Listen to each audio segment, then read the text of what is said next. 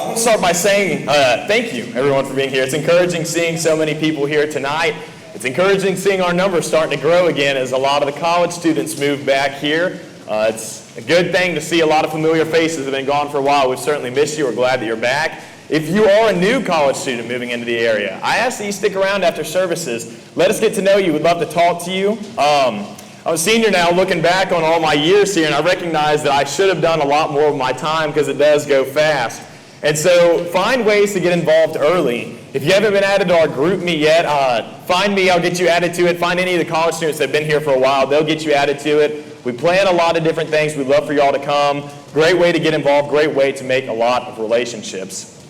I'm encouraged by so many people being here tonight. It's awesome seeing so many set time aside, not only on the morning, but also the evening, recognizing that there is no better place to be than assembling with the saints.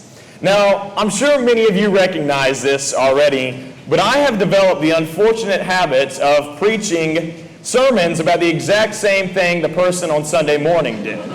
And tonight is going to be no different. I'm pretty sure I've done 7 sermons here. 6 of those were the evening sermon of Sundays, and out of those 6, 3 of them have been on the exact same thing as the person the morning before. This is the second time in a row, but I do want to specify this time it was intentional. It was intentional this time, so give me a break on this one. But as David said this morning, he's asked me to speak on evangelism. As we're beginning this year of evangelism for the church, and so that's what we're going to talk about tonight. And I appreciate his words this morning. They're very encouraging to us. They're very encouraging. They offered us a lot of challenges, a lot of things for us to think about, and I hope that we will think about those things and dwell on those things. I also appreciate him saying that he's going to try and not take a lot of my lesson, because I have to be honest, as I was sitting there this morning, I was worried he was about to take 100%, but I was pleasantly surprised to see he only took 95%. So we still have 5% to talk about tonight. But all jokes aside, I'm really excited to get into this. I hope this can be encouraging to you, but even more so, I hope it can be challenging to you, the way it's been challenging to me. And I hope that we can choose to make these changes in our lives to focus more on evangelism as we go into this new year. I asked you to turn to Matthew chapter 9. Matthew chapter 9, beginning in verse 36, it says, "Seeing the people, he felt compassion for them, because they were distressed and dispirited like sheep without a shepherd. Then he said to his disciples, 'The harvest is plentiful, but the workers are few. Therefore beseech the Lord of the harvest to send out workers into his harvest.'" Now, the 2 verses that we read are pretty iconic, right? We read these all the time when we're talking about evangelism. And they're not long verses by any means. They're pretty short. But within them, there is a very deep message that we need to understand. And there's a lot that we can take from this idea of what Jesus calls the harvest. Now, the first doesn't take a rocket scientist to understand. The harvest is plentiful. It's plentiful, and I want you to picture a field, right? In this field, this harvest is not necessarily going to be something that's scattered here and there. You have patches of crops here and there. This harvest spans the entirety of the field. In every single direction that you can look, for thousands and thousands of acres, there are crops ready to be harvested. And with that being said, since this harvest is so plentiful, there's a lot of work to be done. Is a single person going to be able to go out there and harvest all these crops by themselves? Well, of course not. And in fact, if there's, let's say, 100,000 acres of crops, that single person is going to have a hard time getting through 1 acre before all of these crops die out because they are now out of season. And yet, with all of this work to be done, there is a shortage of workers. There's not enough laborers to cover the entirety of this harvest. There is not enough, and to make matters even worse, there are 2 kinds of workers that are involved in this job as well. And Proverbs 10 verse 5 details those 2 workers for us. Proverbs 10 verse 5. "He who gathers in summer is a son who acts wisely, but he who sleeps in harvest is a son who acts shamefully." One of the biggest problems that exist for the church today, for us today, is that now more than ever, too many people have become the worker who is sleeping on the job. And tonight, my goal is to remind everyone of the workers that we have been called to be in the harvest. And I want to clarify with this lesson this is not a do as I do. This is a do as I say and not as I do lesson, because I am by no means the golden standard for this. I'm pretty terrible at it myself, which is another reason why I'm so excited that we're starting this year of evangelism. It's something I need to work on, and it's something that a lot of us need to work on. But tonight I want to remind all of you, all of us, of our responsibility that God has bestowed upon us to evangelize to all of His creation. And the way I want to break this lesson down into three major points, starting with the two types of workers that we see. And the first one I want to talk about is the worker who sleeps. Now, James 2, verse 14 says, "What use is it, my brethren, if someone says he has faith, but he has no works? Can that faith save him? If a brother or sister is without clothing and in need of daily food, and one of you says to them, 'Go in peace, be warmed and be filled,' and yet you do not give them what is necessary for their body, what use is that? Even so, faith, if it has no works, is dead, being by itself." Do you know what this worker is? The worker who sleeps during the harvest. You know what it can be compared to? Well, it's the brother or sister who's happy to come to worship services on Sunday and Wednesday. They're happy to profess their faith on Sundays and Wednesdays, but every other day of the week, they don't live that faith. They don't talk about the gospel. They don't live the way Christ has called them to. They don't spread the word to all the lost souls that they see around them, whether it be at their job, whether it be in their family, whether it be their friends, whatever it is. This is what that is. And too many of us are living this way. We live as if Christianity is something that we complete the second we come up out of the waters of baptism. And brethren, that's not true. The irony about that statement is that baptism's not the end of our journey, it is the beginning. It is the first step in what is supposed to be a long process for us. A process that lasts the entirety of our lives. Living the gospel, spreading the word, finding the lost soul who needs this. Now, we allow a lot of things to prevent us from doing this, don't we? I mean, I don't know about you, but I've certainly been in the position before where I looked at it from a fear. A side of fear, right? I'm afraid of what someone will think of me if I preach the gospel to them. Will they think I'm weird? Will they look at me in a different way? What about having preconceived notions? Well, I know that brother over there would be willing to hear the gospel and listen to me if I were to talk to him about it, but that one over there, no way. I'm not talking to them about it, right? But the one that we see the most is I'm just too busy. I'm just too busy to go out and spread the gospel. I'm busy with work. I'm busy with school. I'm busy with a relationship, with hobbies. I want to just go home and relax. I'm too busy to go out and preach the gospel, to go out and work in the harvest. However, as James says, we cannot use these excuses. These excuses aren't going to excuse us on the day of judgment, because if this is the type of faith that we have, our faith is as good as dead. But there's also the worker who is active. And we all know someone like this worker who's active, right? We can all look out in the crowd and recognize that brother right there, that is this kind of guy. The person like Paul, who's willing to drop everything going on in his life to go out and seek and save the lost, to find the sinner, to preach the gospel to them, right? We know plenty of people like this who will stop at nothing. They will make any sacrifice necessary to go out and find this lost person who needs the gospel.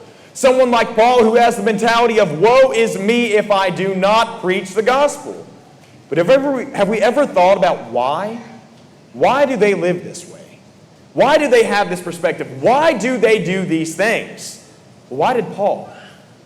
In Acts 20, verse 22, Paul says, "And now behold, bound by the Spirit, I am on my way to Jerusalem, not knowing what will happen to me there, except that the Holy Spirit solemnly testifies to me in every city, saying that bonds and afflictions await me." Paul is saying here, every single place that he went, he knew afflictions awaited him.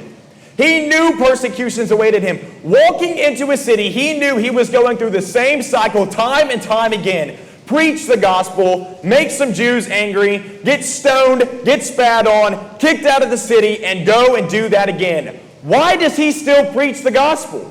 Why does he continue to do this? If he is suffering these kind of things, what is prompting him to continue to do this? And I believe that answer lies in 1 John 3:16.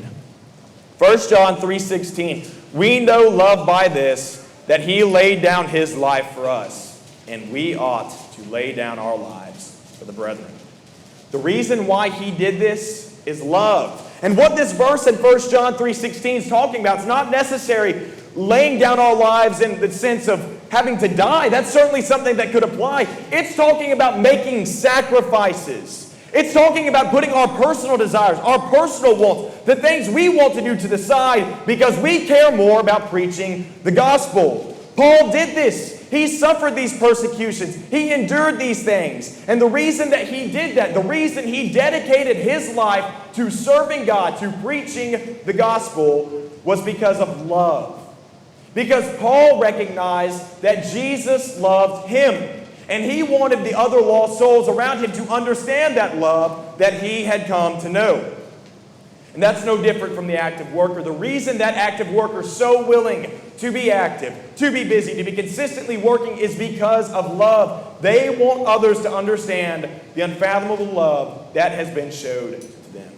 And this is where I'm going to change my lesson a little bit tonight. We're going to go down a different path than we normally do. When we typically talk about evangelism, it's typically coming at it from the perspective of guilt, right? You should feel guilty if you aren't doing this. You should feel guilty if you're not going out and preaching the gospel. And you know what? That's not wrong. You should feel guilty about it. I should feel guilty about that. But that should not be what we let motivate us to go out and preach the gospel. We should have love be the motivator. The reason I want to preach the gospel is because of love. I love this lost soul enough to tell them about the gospel. I love them enough to take time out of my life to go and talk to them about it, to introduce this to them. We shouldn't look at evangelism as something that we have to do. We should look at it as something that not only we get to do, but something that we want to do. I want to share this with you. I want you to know about the gospel. I want you to understand the love that I have come to know. We have to develop the mentality that Paul had, that woe is me if I do not preach the gospel. Teaching the gospel, evangelism, all of these things as we go through this year, I want you to understand one thing. Evangelism should not be rooted in guilt, but rather in love. That is where we make our evangelism come from. And when we look at it that way, the way that we express it changes too. The way that I want to describe this to you is basically I want you to think of it like this. Think of it like a fundraiser. Have you ever had to go out and sell something for, let's say, a school, right? We'll just say it's honey buns. I'm pretty sure I had to do that at one point. Pretty weird. Not very passionate about honey buns. And so as I'm going to people saying, would you like to buy a honey bun? I don't really have a lot of passion in my voice. I'm not very enthusiastic about what I'm trying to sell to them. Well, this is no different than we're preaching the gospel because of guilt. We're not going to be passionate about it because we don't love it. I don't care if this person receives a honey bun. I don't care about that. And if we have the perspective of guilt, we look at the gospel in the exact same way. I don't care if this person gets it because I don't really care about it either. But on the other hand, I want you to think about it from selling your favorite sports team. Let me explain that, right?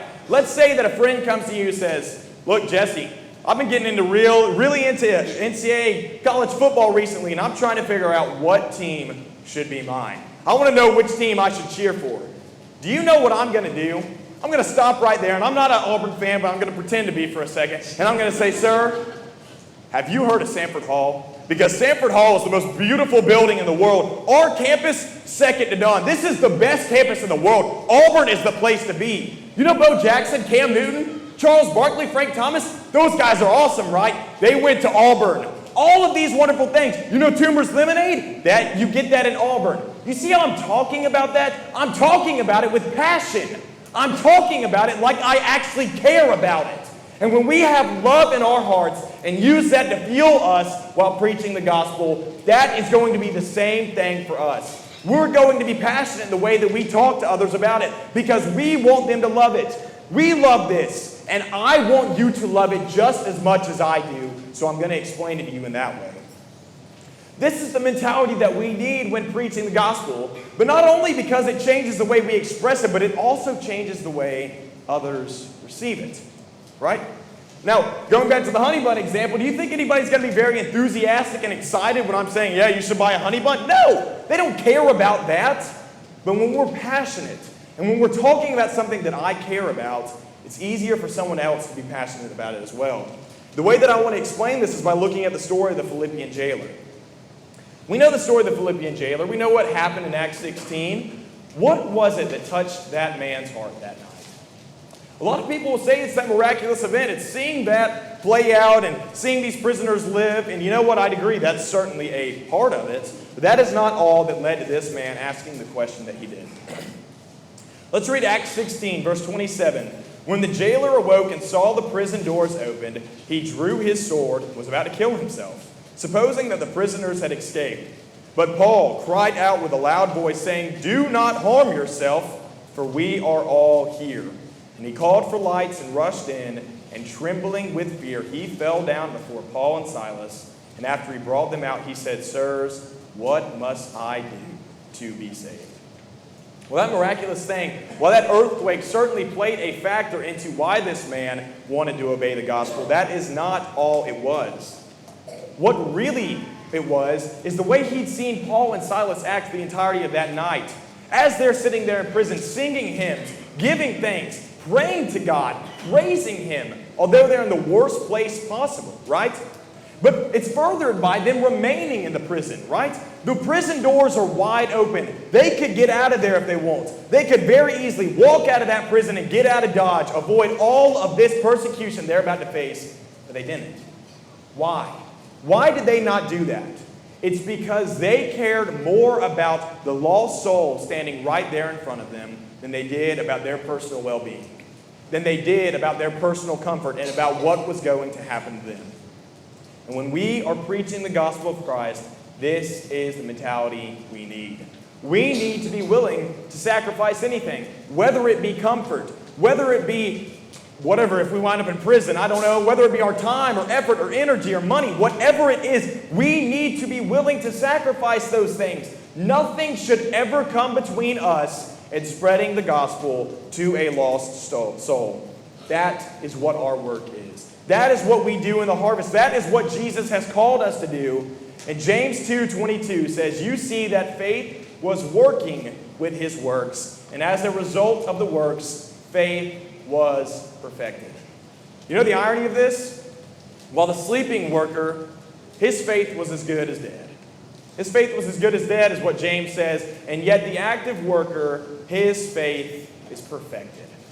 By doing these works, by living this way, by preaching the gospel, his faith is made perfect by going out and spreading the gospel. And brethren, I don't want to hear anybody say that there's not a lot of opportunities to do this, because that is garbage. There are plenty of opportunities for us to do this, because as Jesus implies, there is lots of work to be done. And the funny thing about this is that so many people in the world live the entirety of their lives trying to find some sort of work or hobby or activity that makes them feel complete. This is what it's all about. This is what finally makes me realize this is my purpose here on earth. So many people ponder that question, what is the meaning of life? And they wrestle with it through the entirety of their lives, trying to figure out time and time again, why am I here? And they go to thing after thing, thinking that all of these worldly things are going to be able to heal them, that they're going to be able to fix them, that they're going to be able to fill them up, and they don't. And Solomon's example number one of this, right? I don't need to recap Ecclesiastes. We understand that. Solomon in Ecclesiastes, time and time again, turning to things, thinking that they're going to make him feel complete. They're going to give him this feeling that nothing else can. And time again, what is the answer Solomon finds? All is vanity. None of these things can make me feel whole. None of these things are fixing this hole within myself. And he concludes his book by saying, the conclusion, when all has been heard, is fear God and keep his commandments, because this applies to every person. Solomon's conclusion to this book, in which he's trying to find happiness, when he's trying to feel complete, his conclusion to the book is to fear God and keep his commandments. And what was it that was Jesus' last commandment to us during his earthly ministry? Go into all the world and preach the gospel to all creation. Mark 16:15. Brethren, this is our purpose. This is why we're here. We don't have to be like the people in the world who continuously try and find something to fill us. We found it. This is what it's about. This is why we're here. This is the meaning of life. This is why God has put us on this earth, to go out and glorify Him, to make disciples of the nations, to preach the word in season and out of season. And not only is this work our purpose, but Paul tells us something important about this work too in 1 Corinthians 15:58. Therefore, my beloved brethren, be steadfast, immovable, always abounding in the work of the Lord, knowing that your toil is not in vain in the Lord. The only thing that we're going to find on this earth that is not vanity is doing work for the Lord. This is something that we can find joy in, inexpressible joy in, something that we will feel complete doing. This is what we've been called to do. This is why we are here on earth. And you know what?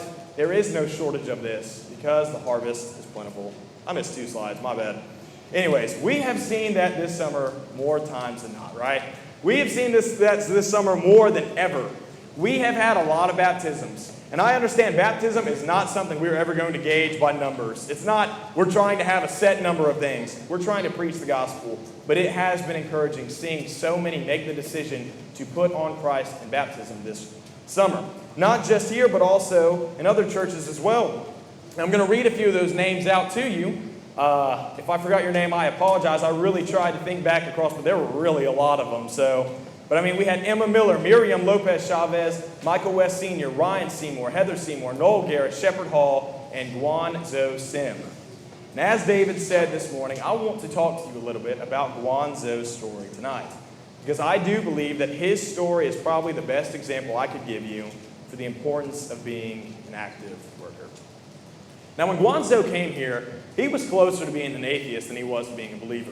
And I quickly realized that in a Bible study with him, as he said, and I also quickly realized I was very unprepared to handle some of those questions, to my shame. Now, he'd had Bible studies before. He'd heard about Jesus. He'd heard about the gospel. He had heard these things, and yet none of it had convinced him that he needed saving, that he needed to obey these things. So what was it that did? Well, in his letter to the church, he explained this by saying, eventually I needed to ask the question, what could possibly have motivated Jesus to willingly allow himself to be degraded and brutalized the way that he did? Well, the answer can be summed up in one word: love. It was Christ's love. It was Christ's love that finally got to him. That is what got to his heart. That's what made him make this decision. And you know how he came to know Christ's love? It was through studies. It was through continuous studies with men like David and Christopher and Taylor and Douglas, spending time and time studying with him, talking to him about the gospel. Do you know what they were doing with him? They were showing him Christ's love through their actions. They were showing him Christ's love for him through themselves. That is how he came to know Christ's love. And as a result, he made the decision to be baptized into Christ's death and resurrection. But the most impactful part of his letter to me was the way he concluded, and I want to read that to you now. Guan Zo said, I might initially receive the word of God with enthusiasm, but lack spiritual depth, as described in Matthew 13, 5-7. These are the very lessons conducted by a deacon Christopher before I decided to get baptized. I pray to persist and be the seed that lands on good soil. The biggest concern I have are career and geographical uncertainty of my future, but I trust in God's plan and find peace and confidence in Him. Looking ahead, I plan to delve more into theology and the knowledge of the Bible. Christianity is the true religion I believe in, and I want to be a useful member in spreading the gospel. I am reading works by great thinkers and theologians on Christianity, exploring both affirmative and negative ideas. I also hope to relate my experiences to people from similar backgrounds. Additionally, I plan to attend Chinese church, Bible study every Friday in Bowling Green to familiarize myself with Chinese biblical terms. I find that I am approachable to people, especially Chinese speakers, and want to help them learn about Christianity. Using one's mother tongue to learn religion can strike a chord more easily and touch the heart more deeply. As stated in 1 Peter 4:10, I hope to serve others with my abilities, recognizing that my talents are through God's grace. That is what this is all about. That is what makes this worth it. That is what brings us this joy, this inexpressible joy that nothing else can, is seeing the seed grow in someone like Guanzo. That is what the church is supposed to be. And brethren, if we allow our congregation to become figuratively asleep during this harvest, if we continue to sleep, then we're going to let a lot more people like Guanzo pass us by, because there's a whole lot of them out there in the world needing the gospel. We will allow the harvest to go bad. Isaiah 2 verse 4 says, "And he will judge between the nations and will render decisions for many peoples. They will hammer their swords into plowshares and their spears into pruning hooks. Nation will not lift up sword against nation, and never again will they learn war." My encouragement to you tonight is what Isaiah says here. Hammer your swords into plows and your spears into pruning hooks. Commit to sacrificing earthly desires and earthly things in favor of spiritual ones. That should be where our focus is. Commit to laying down your life for others so that they too can come to know the love of God. The summer's a period of time when our congregation's at its lowest, right, brethren? We saw some pretty incredible growth. As David said, our congregation increases by about 100 people every year around this time. I want you to think about how effective our congregation can be in this harvest if every single one of us commits to going out and preaching the gospel to all creation. Think about how many people you can reach. Think how many disciples you can make. If we won't, though, then we will be no different than the church of Sardis. As described in Revelation 3, "I know your deeds, that you have a name, that you are alive, but you are dead. Wake up and strengthen the things that remain, which were about to die, for I have not found your deeds completed in the sight of my God. So remember what you have received and heard, and keep it and repent. Therefore, if you do not wake up, I will come like a thief, and you will not know at what hour I will come to you." If we cannot remain awake, if we do not commit to being awake, then brethren, we're going to be caught very off guard when the Lord returns. And we're going to have a lot of things that we're going to have to stand before the throne of judgment to answer for. Now, the idea of staying awake, though, brethren, it does not just apply to evangelism, does it? Now, as David said this morning, before we're ever able to go out there and start evangelizing, we first have to make a decision ourselves. Before we're able to go out there and preach this gospel of salvation, we first have to have salvation ourselves. And my question to those of you who have not been saved yet is this: are you willing to wait? We just read that Christ is coming at a thief at a time that we do not know. Are you willing to chance it? Are you willing to leave here tonight not knowing what your spiritual standing is with God, not knowing if salvation is guaranteed to you, not knowing if you will be allowed to enter into heaven at the end of time? We don't know if this is the last night that we're going to have to make things right. We don't know if we're going to be here again, brethren. So my encouragement to you is do not wait. You are not promised tomorrow, and I would encourage you to rethink your decision and make the change while you still can by coming forward as we stand and as we sing.